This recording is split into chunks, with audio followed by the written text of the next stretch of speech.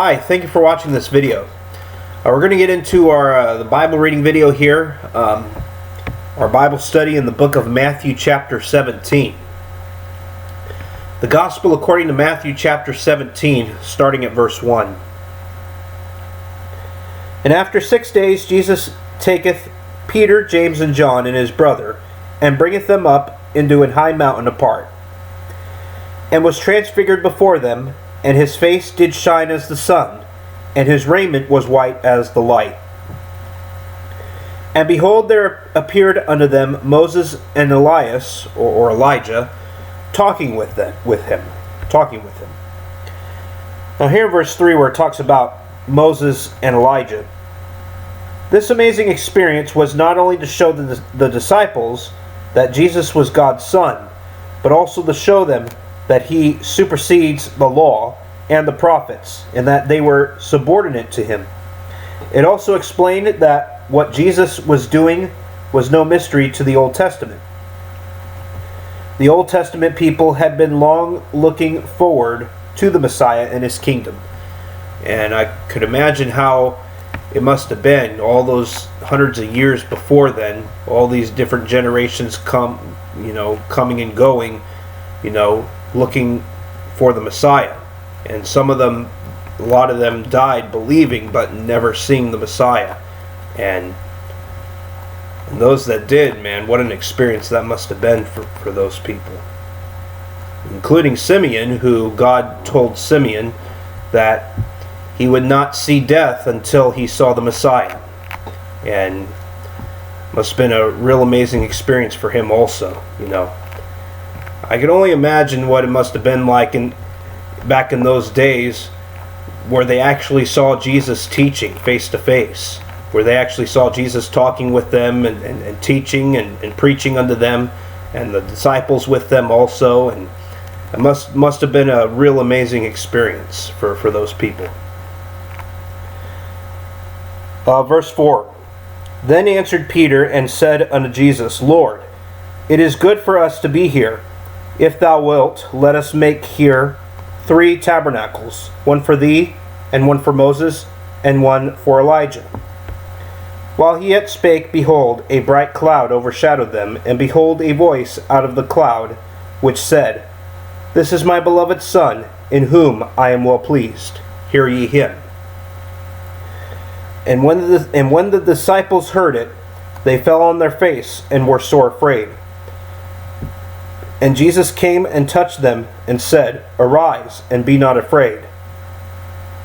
And when they had lifted up their eyes, they saw no man, save Jesus only.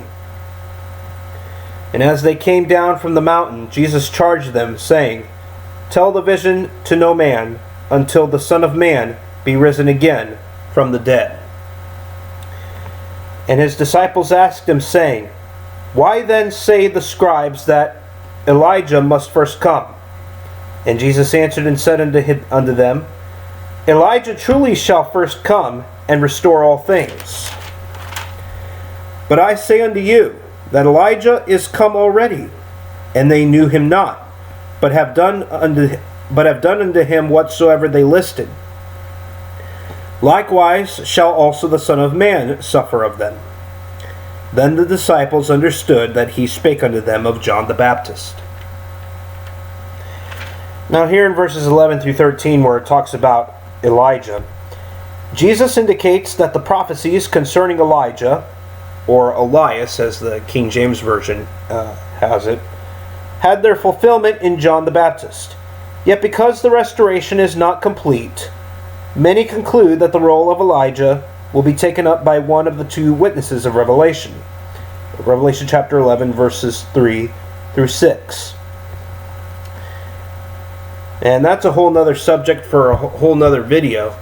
There's a lot of different views about, the 2 witnesses, and whether they're Moses and Elijah, or whether Moses and Elijah have already had their restoration or whatever. That's a whole nother thing that I'll have to study on at some point, because I know there's a lot of different opinions on that topic of conversation. So Yeah, this video would be a long one if I went into all the different thoughts and beliefs concerning that topic. Anyways, verse 14. And when they were come to the multitude, there came to him a certain man kneeling down to him and saying, Lord, have mercy on my son, for he is lunatic and sore vexed. For oft times he falleth into the fire, and oft into the water. And I brought him to thy disciples, and they could not cure him. Then Jesus answered and said, O faithless and perverse generation, how long shall I be with you? How long shall I suffer you? Bring him hither to me. And Jesus rebuked the devil, and he departed out of him. And the child was cured from that very hour. Then came the disciples to Jesus apart, and said, Why could not we cast him out? And Jesus said unto them, Because of your unbelief. For verily I say unto you, if ye have faith as a grain of mustard seed, ye shall say unto this mountain, Remove hence to yonder place, and it shall remove, and nothing shall be impossible unto you. And I really like that verse right there, A mustard seed is so small. I mean, really, really small. And that's all the faith it takes to move mountains, which is incredible. Not a lot of people realize how much power they have through faith, and what they can do, We have to ask, and the Lord ask, seek, and knock, and we ask the Lord, and He'll hear us, and He'll answer our prayers according to His will. And so it's amazing what the Lord does for us in our daily lives.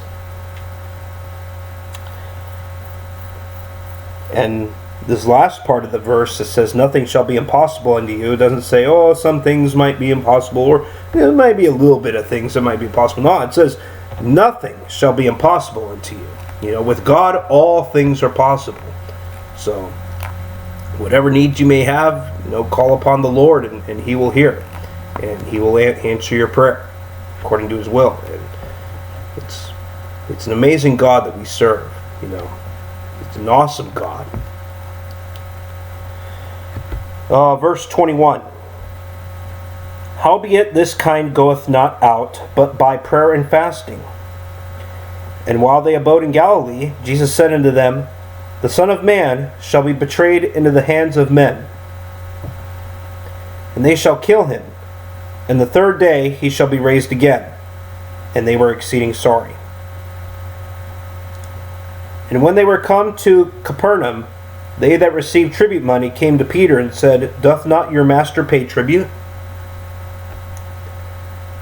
Now here in verse 24 where it talks about tribute, this was a tax given annually by every adult Jewish male over 20 years of age for maintaining the temple. It was based on Exodus chapter 30 verse 13 and amounted to 2 days' wages for a common laborer. It's very interesting there. Excuse me. Been a little bit under the weather the last few days. That's why I haven't been doing many short videos or any other videos for that matter. So, but I'm getting there, I'm getting there. I feel a lot better today than I did a few days ago, that's for sure. So, praise the Lord for that. Verse 25. He saith, Jesus, and he saith, Yes. And when he was come into the house, Jesus prevented him, saying, What thinkest thou, Simon? Of whom do the kings of the earth take custom or tribute? Of their own children or of strangers? Now here where it talks about strangers, most likely this means the king taxed the common people and not the imperial family. Verse 26.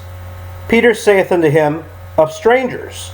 Jesus saith unto him, Then are the children free. Notwithstanding lest we should offend them.